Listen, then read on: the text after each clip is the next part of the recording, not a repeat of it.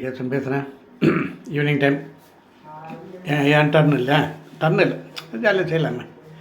வரும்போது தக்காளி வாங்கிட்டு வந்தோம். 3 கிலோ 50 ரூபாங்க இன்றைக்கி. அது என்ன கணக்கில் விற்கிறான் ஒன்றும் புரியல. அது 50 ரூபாய்க்கு கம்மியாக வாங்கினாலும் கஷ்டமாக இருக்குது. 1 கிலோ கேட்டால் 15 ரூபா தான் வரும்.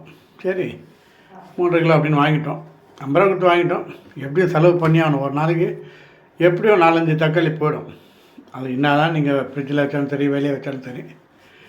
சரி அதை அப்படியே வெளியே அது நம்பி வருதில்லையா மாடு, அதுக்கு வச்சுக்க வேண்டியது தான். இன்றைக்கி நான் என்ன பண்ணேன், தக்காளி சாதம் பண்ணியிருக்கேன். ஒரே ஒரு வெங்காயம் மெல்லிசாக கட் பண்ணிட்டு நல்லா 5 பெரிய தக்காளி கட் பண்ணி போட்டு, பச்சை மிளகாய் ஒரு 4, சீரகம் சோம்பு போட்டு கொஞ்சம் பட்டை போட்டு ஜம்முன்னு தக்காளி சாதம் பண்ணிட்டேன். இந்த அரிசி தான் ஊற வச்சுட்டு 1/2 மணி நேரம் சாப்பாட்டு அரிசி தான். கொஞ்சம் ஓப்பன் பண்ணுறேன். எப்படி பாலமா ரெடி ஆகிடுச்சு. பார்க்கலாம், பார்த்துட்டு சொல்லுங்கள் எப்படி இருக்குதுன்னு. கொஞ்சம் இருக்கலாம் பார்க்கலாம். கொஞ்சம் மக்கர் பண்ணா பாருங்க. ரைட்டாக நல்லா இருக்குன்னா அதுதான் நல்லா ஜம்முன்னு பழம்னு விட்டு பாருங்கள். நம்ம இந்த பாயங்களை அண்டாவை வச்சு பிரியாணி பண்ணலாம். அது மாதிரி நல்லாயிருக்கும் இந்த தக்காளி சாதம். ஓகே, கொஞ்சம் இருங்க. இது நான் எடுத்து பிளேட்டில் வச்சு காட்டுறேன். Okay, hello. பார்த்தீங்களா, தக்காளி சாதம் அந்த மருந்து குழம்பு இருக்குல்ல, கொஞ்சம் காட்டாக்கும், கொஞ்சம் லைட்டாக அதை எதுவும் வச்சுட்டுன்னா நல்லா சூப்பராக இருக்கும். நீங்கள் தமாஷா செய்யுங்க, ஒன்றும் இல்லை. போர் வெளியே போனாலே டிவி பார்த்தாலே நமக்கு வெறுப்பாக இருக்குது, நியூஸ் பார்த்தாலும் போர் அடிக்குது. ஆனால் இப்படி வந்துட்டேன். ஓகே, நம்மளுக்கு எது பிடிக்குமோ அதை செஞ்சால் நல்லது அப்படின்னு. அப்புறம் சின்ன கதை ஒன்று சொல்லிக்கலாமா. ஒரு பெரிய ஆறு ஒன்று இருக்குது, அது நிறைய முதலைங்க இருக்குது. ஒரு ராஜா வராரு. வந்துட்டு நம்ம ஊரில் நல்ல கூட்டம் சூழ்ந்து நிறைய முதல்ல இருக்குது அப்படின்னு. உடனே ராஜாவுக்கு ஒரு திடீர்னு ஐடியா வருது.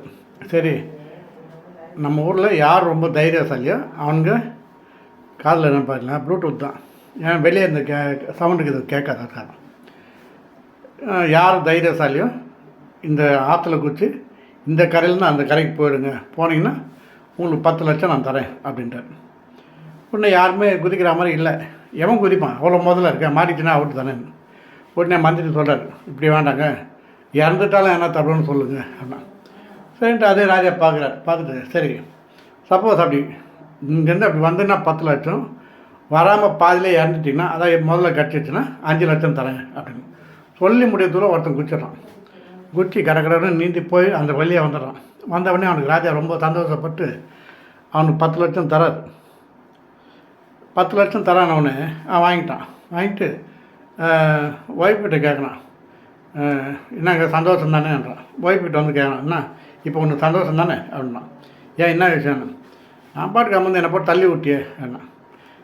இப்போ நான் சப்போஸ் இறந்துட்டேன்னா என்ன பண்ணுவேன், இறந்துட்டு 5 லட்சம் வருது இல்லைங்க, என்னங்க நீங்கள் நம்ம குடும்பத்துக்கு தானே அப்படின்றான்.